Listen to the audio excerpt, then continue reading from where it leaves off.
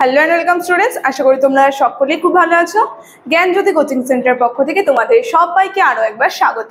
তো আমি মীরা ম্যাম, আমি আজ তোমরা যারা যারা বর্ধমান ইউনিভার্সিটির আন্ডারে পড়ছো, তোমাদের বেঙ্গলি সিলেবাসে দেখবে তোমাদের যে টপিকটা রয়েছে শ্রীকৃষ্ণ কীর্তন, এই টপিকটা তোমাদের সিলেবাসের মধ্যে রয়েছে। আজ আমি এই টপিকটা নিয়ে কিন্তু তোমাদের সঙ্গে বিস্তারিতভাবে আলোচনা করব। শুধুমাত্র শ্রীকৃষ্ণ কীর্তন এই পুঁথিটির পরিচয়, শ্রীকৃষ্ণ কীর্তন কাব্য পুঁথিটির পরিচয় নিয়ে কিন্তু আমি আজ আলোচনা করব। তো অবশ্যই ভিডিওটি শুরু থেকে শেষ অবধি দেখার চেষ্টা করবে, ঠিক আছে? দেখো এখানে কোশ্চেনটা দেওয়া আছে। হ্যাঁ, শ্রীকৃষ্ণ কীর্তন যে কাব্যটি রয়েছে, এই কাব্যটি বা এই পুঁথিটি কে কবে কোথা থেকে, এখানে কবে হবে, ঠিক আছে? এই জায়গাটা তোমরা একটু ঠিক করে নেবে। কে কবে কোথা থেকে শ্রীকৃষ্ণ কীর্তন আবিষ্কার করলেন এবং কি নাম দিয়ে তা কোথা থেকে প্রকাশ করেন, শুধুমাত্র এই বিষয়টা নিয়ে কিন্তু আজ আমি শ্রীকৃষ্ণ কীর্তন এই কাব্যের যে পুঁথিটি রয়েছে এটা নিয়ে আলোচনা করব, ঠিক আছে? দেখো প্রথমে দেখে নিই, প্রথম পয়েন্টে রয়েছে পুঁথির আবিষ্কার। আমরা দেখব 1316 বঙ্গাব্দ বলতে 1909 সালে বাংলা ভাষা সাহিত্যের ইতিহাসে একটা হইচই পড়ে গেল।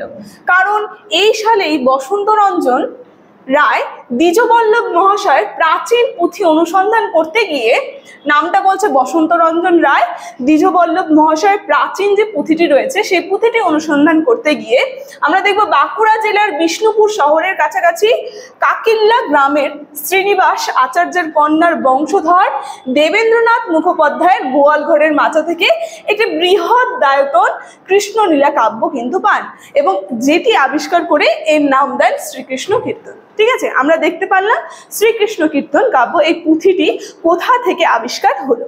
এখন আমরা দেখব এই পুঁথিটির নামকরণ, ঠিক আছে? প্রকাশ এবং নামকরণ। আমরা দেখব মধ্যযুগের আদি নিদর্শন শ্রীকৃষ্ণ কীর্তন কাব্যটি আবিষ্কারক অখণ্ড অবস্থায় উদ্ধার করতে পারেননি। আমরা দেখব এই যে তিনি যে এই পুঁথিটি উদ্ধার করেছেন এটা তিনি অখণ্ড অবস্থায় উদ্ধার করতে পারেনি। পুঁথিটি কিন্তু খণ্ড খণ্ড অবস্থায় পাওয়া গিয়েছিল শ্রীকৃষ্ণ কীর্তন কাব্যটি, ঠিক আছে? দেখো তারপরে বলছে যে তার প্রথম দুটি পাতা লুপ্ত। আমরা দেখবো এই যে পুঁথিটি রয়েছে শ্রীকৃষ্ণ কীর্তন যে পুঁথিটি, এর প্রথম দুটি পাতা কিন্তু লুপ্ত হয়ে গেছে, মানে অখণ্ড অবস্থায় পাওয়া গেছে, সেই কারণে আবার শেষের পাতাগুলো হুদিসনি, মানে মাঝখানে কিছু রয়েছে, সামনের কিছু পাতা নেই, পিছনের কোনো পাতা, মানে কিছু কিছু পাতার আবার হুদিস পাওয়া যায়নি। তো বলছে মাঝের কিছু পাতাও কি হারিয়ে গিয়েছে।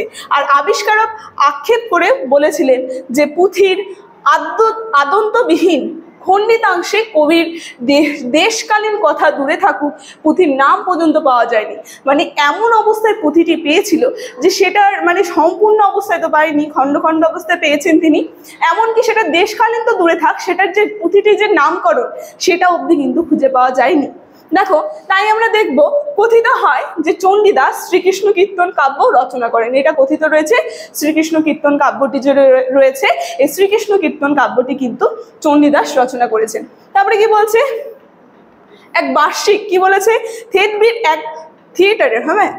থেতবির এক বার্ষিক উৎসবে চণ্ডীদাসের কৃষ্ণ লীলা গীত হইয়াছিল অবশ্য কীর্তনাঙ্গে। আমরা দেখবো কীর্তন যে আছে, কীর্তন অঙ্গে এখানে শ্রীকৃষ্ণ কীর্তন যে কাব্য যে রয়েছে এর একটা উৎসব কিন্তু হয়েছিল, চণ্ডীদাস যেটা করেছিলেন।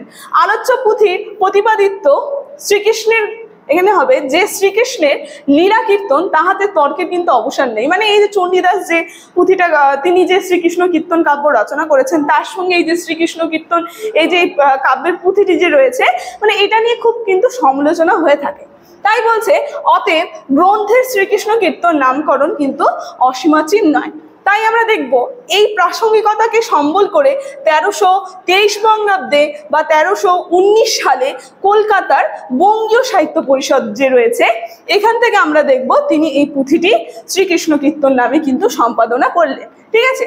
এবং বইটি প্রকাশ করে তিনি বঙ্গীয় সাহিত্য পরিষদের কিন্তু কর্তৃপক্ষ থেকে, আমরা দেখবো বঙ্গীয় সাহিত্য পরিষদ থেকে কিন্তু এই যে শ্রীকৃষ্ণ কীর্তন কাব্য পুঁথিটি যে রয়েছে এই পুঁথিটি কিন্তু প্রকাশ হলো।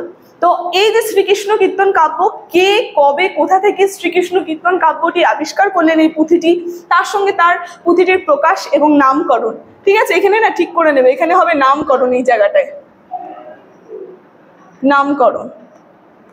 তো এই বিষয়টি নিয়ে কিন্তু আজ আমি তোমাদের সঙ্গে আলোচনা করলাম। আজকের আলোচনা আমি এখানে শেষ করছি, তবে শেষ করার আগে তোমাদের সঙ্গে একটা গুরুত্বপূর্ণ ইনফরমেশন আমি জানিয়ে দিয়ে যাই। দেখো স্ক্রিনে তোমরা দুটো নাম্বার দেখতে পাচ্ছ, এই নাম্বার দুটি হচ্ছে আমাদের Gyanjyoti coaching centre official helpline number. এখানে তোমাদের সমস্ত সাবজেক্টের নোটস হয়, তার সঙ্গে প্রত্যেকটা সাবজেক্টের অনলাইনে ক্লাস করানো হয়। তোমরা যদি আমাদের সঙ্গে যুক্ত হতে চাইছো তাই দেরি না করে যে কোনো একটি নাম্বারের সঙ্গে যোগাযোগ করে আমাদের সঙ্গে যুক্ত হয়ে যাবে। ভিডিওটি শুরু থেকে শেষ অবধি দেখার জন্য থ্যাংক ইউ।